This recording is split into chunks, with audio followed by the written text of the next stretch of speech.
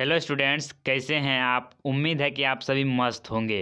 तो आज की इस वीडियो में हम प्रेजेंट इंडेफिनिट टेंस को सीखने वाले हैं।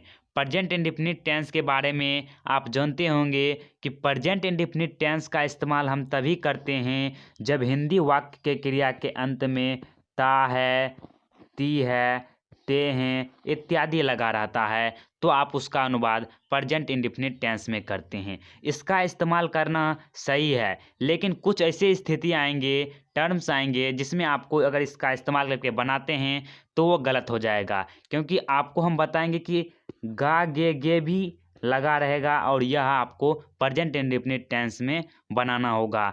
तो उससे रिलेटेड हम आपको इसमें 5 टर्म बताने वाले हैं जिससे आपको प्रेजेंट इंडेफिनिट टेंस में कोई भी दिक्कत नहीं होगा। तो चलिए हम आपको एक एक करके सभी बता देते हैं। तो इसमें फर्स्ट है विश्वव्यापी सत्य। यूनिवर्सल ट्रुथ के लिए जो है प्रेजेंट इंडेफिनिट टेंस का प्रयोग किया जाता है। यूनिवर्सल ट्रुथ कहने का अर्थ होता है कि वह सभी व्यक्ति के लिए सत्य होगा। अगर आप किसी व्यक्ति से पूछने जाइएगा कि सूरज जो है वह किधर उगता है तो आपको सभी लोग बताएंगे कि पूरब में ही सूरज उगता है। किसी भी व्यक्ति से आप यह नहीं सुनिएगा कि वो कह रहे हैं पश्चिम में उगता है। तो यह क्या है, यह सभी के लिए जो सत्य होता है, सही होता है, उसी को विश्वव्यापी सत्य कहते हैं। जब कभी आपको हिंदी वाक्य में विश्वव्यापी सत्य अर्थात जो सभी के लिए सत्य है उस तरह का अगर बोध होगा तो आप सिंपली प्रेजेंट इंडेफिनिट टेंस का उपयोग कर दीजिएगा। जैसे सूरज पूरब में उगता है। और उदाहरण आप ले सकते हैं, जैसे दूध उजला होता है। सभी से पूछेगा दूध कैसा होता है तो आपको सभी बताएगा कि दूध उजला होता है। दूसरा नियम है आदत संबंधित कार्यों को बोध कराने के लिए प्रेजेंट इंडेफिनिट टेंस का उपयोग किया जाता है। आदत कहने का अर्थ है आपका हैबिट, आपका शेड्यूल भी हो सकता है। हैबिट आदत कहने का अर्थ यह है कि वह समय पर स्कूल आती है। हो सकता है उस व्यक्ति का आदत है कि वह समय पर स्कूल जाता है। रोहन समय पर प्रतिदिन विद्यालय जाता है और समय पर भी जाता है, प्रतिदिन विद्यालय जाता है। तो यह क्या हो सकता है, उसका आदत हो सकता है कि उसे प्रतिदिन विद्यालय जाना है। जैसे मेरी माँ प्रतिदिन खाना पकाती है। जो मेरी माँ है उसका आदत है कि वह प्रतिदिन खाना पकाती है, उसका शेड्यूल है, उसका रूटीन है कि वह प्रतिदिन खाना पकाती है। इस तरह से संबंधित अगर कार्यों का बोध होगा तो आप प्रेजेंट इंडेफिनिट टेंस का इस्तेमाल कीजिएगा। तीसरे नंबर का नियम है वैज्ञानिक एवं गणितीय तथ्यों का बोध कराने के लिए प्रेजेंट इंडेफिनिट टेंस का यूज किया जाता है। साइंटिफिक एंड मैथमेटिकल फैक्ट्स ये क्या होते हैं आप उदाहरण से समझ सकते हैं। तेल पानी पर तैरता है, यह क्या है, यह एक वैज्ञानिक सिद्धांत के अंतर्गत होता है कि अगर आप तेल में अगर पानी को डाल दीजिएगा या पानी में तेल को डाल दीजिएगा तो तेल ऊपर में तैरता रहता है। तो वैज्ञानिक सिद्धांत में प्रेजेंट इंडेफिनिट टेंस का यूज करना है। देखिए गणितीय तथ्य क्या होगा, जैसे अगर आप 2 और 2 को जोड़िएगा तो 4 प्राप्त होगा। यह क्या है, यह गणितीय सिद्धांत है, गणितीय तथ्य है। तो 2 और 2 4 होते हैं। इस तरह के भी अगर सेंटेंस देखेंगे तो उसका भी अनुवाद आपको प्रेजेंट इंडेफिनिट टेंस में करना है। जैसे त्रिभुज में 180 डिग्री के कोण होते हैं, यह बात भी सही है और आप या गणित में पढ़ते भी हैं। तो इस तरह के वाक्यों का अनुवाद प्रेजेंट इंडेफिनिट टेंस में कीजिएगा। 4 नंबर का रूल है कहावत, मुहावरे एवं सिद्धांत का बोध कराने के लिए प्रेजेंट इंडेफिनिट टेंस का उपयोग किया जाता है। PIT प्रेजेंट इंडेफिनिट टेंस का उपयोग किया जाता है। जैसे परिश्रम बेकार नहीं जाता है, सत्य की जीत होती है। जितने भी मुहावरा हो गया, सत्य की जीत होती है, परिश्रम बेकार नहीं जाता है, आगे नाथ ना पीछे पगा। आप मुहावरे में बहुत सारा ले सकते हैं। बुरे नज़र वाले तेरा मुंह काला, यह भी एक प्रकार से मुहावरा है। बहुत सारे मुहावरा का अगर वाक्य मिलेगा तो उसमें भी आपको प्रेजेंट इंडेफिनिट टेंस का ही उपयोग करना है। नेक्स्ट है 5 नंबर का रूल है जो आपको हम पहले बताए थे कि गा गी भी आ सकता है प्रेजेंट इंडेफिनिट टेंस में। तो इसका रूल क्या कहता है, कोई ऐसे कार्य जो पूर्व नियोजित हो अर्थात पहले से ही उस कार्य को होने का बोध हो रहा है या भविष्य में होने वाला है, वह पूर्व नियोजित कार्य है कि वह कार्य होगा तो होगा, आप भविष्य में ही सोच लिए हैं, तो ऐसे कार्यों का भी अनुवाद आपको प्रेजेंट इंडेफिनिट टेंस में करना है। एग्जाम्पल से समझिए, परीक्षा 15 जुलाई से प्रारंभ होगी। आपको पहले ही नोटिस दे दिया बिहार बोर्ड ने कि आपका परीक्षा 15 जुलाई से प्रारंभ होगी। तो यह क्या है, पूर्व नियोजित, पहले ही आपको यह सूचना दे दिया गया कि भविष्य में ये होने वाला है और ये होगा भी। ये होता है 17 फरवरी को आपका एग्जाम हुआ तो यह निश्चित ही था, पहले ही आपको अनाउंस कर दिया गया, लेकिन वह 17 फरवरी को ही परीक्षा का शुरुआत किया गया था, तो वह निश्चित भी होना चाहिए भविष्य में। तो वैसे वाक्य प्रेजेंट इंडेफिनिट टेंस के अंतर्गत आते हैं। जैसे क्रिकेट विश्व कप टूर्नामेंट 10 जनवरी से शुरू होगी, यह निश्चित है कि भविष्य में 10 जनवरी से ही शुरू होगी। तो ये सभी कार्य को आपको प्रेजेंट इंडेफिनिट टेंस में ही बनाना है, चाहे इसके अंतर्गत गी या गा या कुछ भी लगा रहे, आपको प्रेजेंट इंडेफिनिट टेंस के अंतर्गत बनाना है। अब इसके पहचानने के नियम जो आपने पढ़ा उसको भी ध्यान में रखना है, इससे भी बहुत सारे वाक्यों का बनता है और ये तो आपको एक्स्ट्रा में जानना ही होगा, क्योंकि अगर बड़े बड़े सेंटेंस बनाते हैं तो वो आपको बहुत काम देगा। तो देखिए यहाँ पर आप कैसे इसको पहचानिएगा, उसके लिए कुछ नियम हैं। तो पहचानने के नियम में जिस हिंदी वाक्य के क्रिया के अंत में ता है, ती है, ते हैं, ती हो, ता हूँ इत्यादि लगा रहेगा न अंत में, जैसे वह खाता है, मैं पढ़ता हूँ, मैं प्रतिदिन विद्यालय जाता हूँ, तो इसमें देख रहे हैं ता है, ती है, ते हैं लगा हुआ है, तो प्रेजेंट इंडेफिनिट टेंस आप समझ जाइएगा है। और इसके बनाने के क्या नियम हैं, तो इसके बनाने के भी कुछ नियम अच्छे तरीके से यहाँ पर समझ लीजिए। देखिए मेन वर्ब का यूज किया जाता है, इसमें इंडेफिनिट टेंस बनाते वक्त आपको मेन वर्ब का यूज करना है। मेन वर्ब क्या होता है, तो verb form V1 V2 V3, जैसे ईट का ईट एट ईटेन, जो आप देख रहे हैं कि ईट एट ईटेन, ईट का 3 वर्ब हुआ है, इस तरह से जो मुख्य क्रिया होती है उसका ही यूज किया जाता है। इसमें एक्सिलरी वर्ब अर्थात जो सहायक क्रिया है उसका यूज नहीं किया जाता है। एक्सिलरी वर्ब कौन होते हैं, जैसे इज हो गया, आर हो गया, एम हो गया, इसका यूज आपको नहीं करना है, अन्यथा ये गलत हो जाएगा। एक उदाहरण से समझ लीजिए कि मेन वर्ब कौन होता है और एक्सिलरी वर्ब कौन होता है। यहाँ पर 2 उदाहरण है, मैं विद्यालय जाता हूँ, I am go to school. अगर आई एम दे दीजिएगा यहाँ पर एक्सिलरी वर्ब दे दीजिएगा तो यह क्या हो जाएगा, सेंटेंस गलत हो जाएगा। इसको अनुवाद आपको प्रेजेंट इंडेफिनिट टेंस में करना है, आई गो टू स्कूल। इसमें जो गो है वह कौन है, वह तो मेन वर्ब है, मेन वर्ब है, तो इसमें मेन वर्ब का यूज किया जाता है, एक्सिलरी वर्ब का यूज नहीं किया जाता है। आपको I am go to school बिल्कुल भी नहीं बनाना है। नेक्स्ट रूल की बात करते हैं, यह आपने पढ़ा भी होगा और जानते होंगे, फिर भी हम आपको रिवाइज करा देते हैं। इसमें पर्सन, सिंगुलर, प्लूरल के पर्सन 3 होते हैं, first person, second person, third person. तो जिससे एक का बोध होता है उसे फर्स्ट पर्सन कहते हैं, सेकंड पर्सन, थर्ड पर्सन जिससे 2 का बोध होता है। और देखिए इसमें हो गया फर्स्ट पर्सन मतलब प्रथम पुरुष, ये से पुरुष जाति का बोध होता है। और देखिए सिंगुलर, सिंगुलर कहने का अर्थ हुआ एक वचन और प्लूरल कहने का अर्थ हुआ बहुवचन। तो सिंगुलर किसे कहते हैं, जिससे एक का बोध होता है उसे सिंगुलर कहते हैं और जिससे अनेकों का बोध होता है उसे प्लूरल कहते हैं।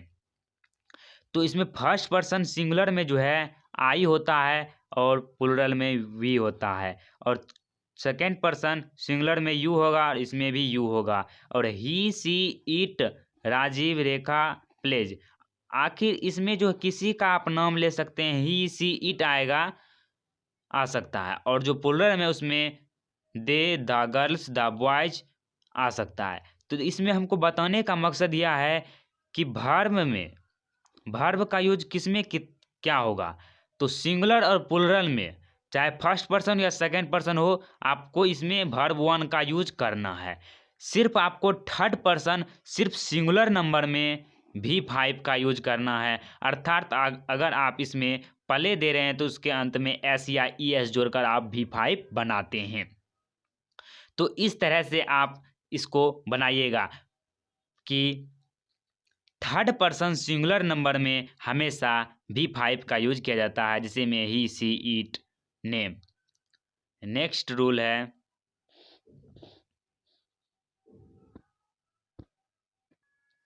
इसमें हम आपको एक बात बता देते हैं कि पर्सन क्या होते हैं। कि पर्सन को 3 भागों में बांटा गया, फर्स्ट पर्सन, सेकंड पर्सन और थर्ड पर्सन। तो फर्स्ट पर्सन उसे कहा जाता है, तो बोलने वाले को आपको शॉर्ट में रखना है, बोलने वाले को फर्स्ट पर्सन कहा जाता है, सुनने वाले को सेकंड पर्सन कहा जाता है, और जिसके बारे में कहा जाए उसे थर्ड पर्सन कहा जाता है। जैसे मैं विद्यालय जाता हूँ, मैं बोल रहा हूँ कि मैं विद्यालय जाता हूँ, तो यह फर्स्ट पर्सन के अंतर्गत आएगा। अब कहेंगे कि तुम कहाँ जाते हो, दूसरे के बारे में बता रहे हैं।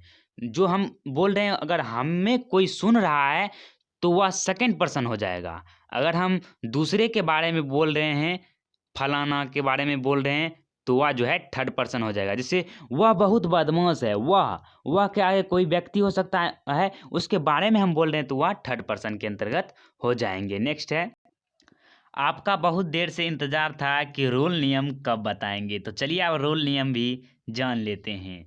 देखिए, जब सेंटेंस अफर्मेटिव में रहेगा, अफर्मेटिव सेंटेंस का मतलब होता है सकारात्मक वाक्य जिसमें हाँ में बात किया जाता है। जैसे मैं स्कूल जाता हूँ, इसमें नकारात्मकता का बोध नहीं हो रहा है, हाँ में बात हो रहा है कि मैं स्कूल जाता हूँ, तो वह सेंटेंस अफर्मेटिव सेंटेंस होंगे। तो इसमें क्या रूल होता है, इसी से आपको आगे के रूल को भी डिराइव करना है। तो रूल होता है subject plus V1 plus S या ES, V1 में ही S या ES जोड़ सकते हैं। तो इसका हो जाएगा रूल सब्जेक्ट प्लस वर्ब 1 या वर्ब 5, इस तरह से भी लिख सकते हैं, और प्लस ऑब्जेक्ट। ये रूल होते हैं कि सबसे पहले आपको सब्जेक्ट को खोजना है वाक्य में, उसके बाद वर्ब को लिखना है, उसके बाद ऑब्जेक्ट को लिखना है, उसके बाद अदर वर्ड्स को भी आप लिख सकते हैं। जैसे मैं स्कूल जाता हूँ, इसमें सब्जेक्ट कौन है, मैं, कर्ता कौन है, मैं है, क्योंकि मैं जो हूँ वह स्कूल जाने का काम कर रहा हूँ। जो कोई कार्य करता है वह कर्ता होता है। तो मैं स्कूल जाता हूँ, तो मैं का हो जाएगा आई, और स्कूल जाता हूँ, उसके बाद आपको वर्ब देना है। वर्ब इसमें जाता हूँ, देखिए ता हूँ ती हूँ लगा रहेगा जिसमें वह वर्ब ही होगा। तो जाना का क्या होता है, गो होता है, तो वर्ब 1 में गो का गो ही होगा, और गो टू स्कूल, जो स्कूल है वह ऑब्जेक्ट के अंतर्गत आता है, तो to school, I go to school, इसका अनुवाद हो जाएगा।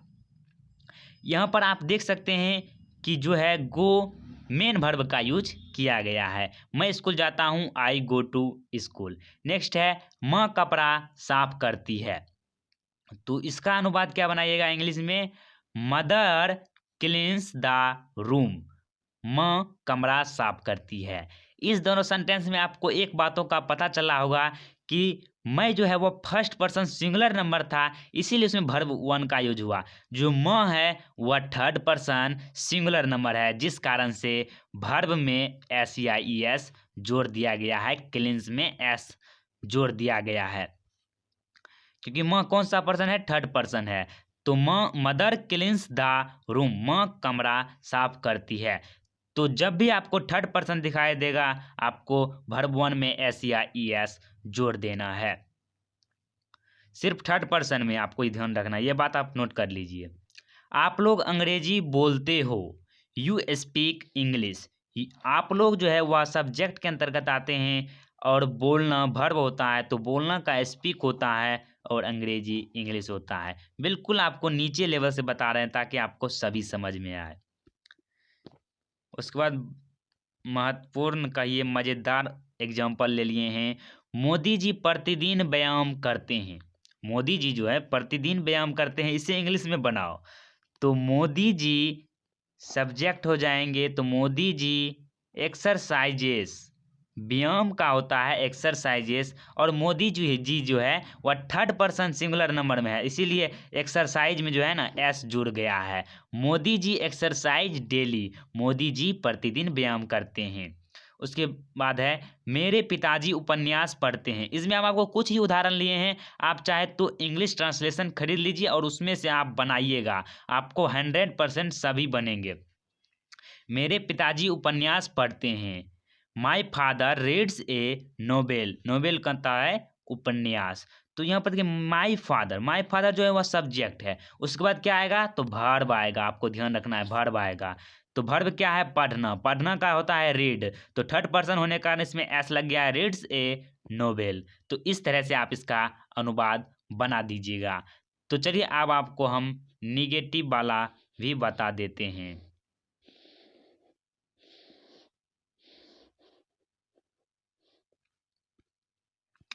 निगेटिव सेंटेंस वो सेंटेंस होते हैं जिससे नकारात्मक वाक्य का बोध होता है। इसका भी रूल आपको पहले वाले रूल से ही डिराइव करना है। सब्जेक्ट तो आपको पहले देना है, और इसमें जो है ना एक नया शब्द जुड़ जाता है, डू नोट या does note.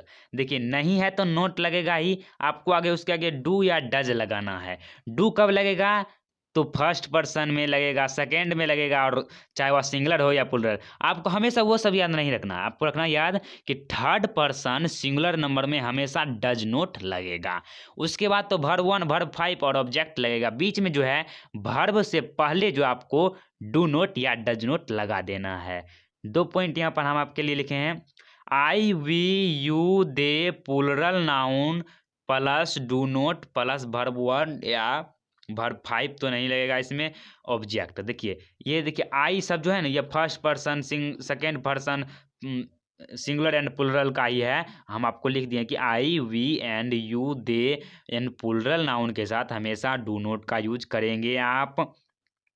He she it singular noun के साथ आपको डज नोट का यूज करना है। उसके बाद वर्ब 5 का आप यूज करेंगे। तो उदाहरण में आप समझिए कि हम लोग नहीं पढ़ते हैं, हम लोग नहीं पढ़ते हैं, तो इसमें सब्जेक्ट हम लोग है तो आपको वी सब्जेक्ट लिख देना है। पढ़ना वर्ब से पहले आपको क्या लिखना है, डू नोट या डज नोट। तो देखिए वी के साथ क्या लगाए हैं तो डू नोट लगाए हैं, तो वी डू नोट। उसके बाद वर्ब लगाए हैं, वर्ब क्या है तो रीड, पढ़ना, we do not read. Ravi school नहीं जाता है तो Ravi does not go to school. Does not काहे लगाए क्योंकि Ravi third person singular number में है, ही सी इट रहेगा तो डज नोट लगाएंगे, Ravi does not go to school, इसका अनुवाद हो जाएगा। नेक्स्ट है,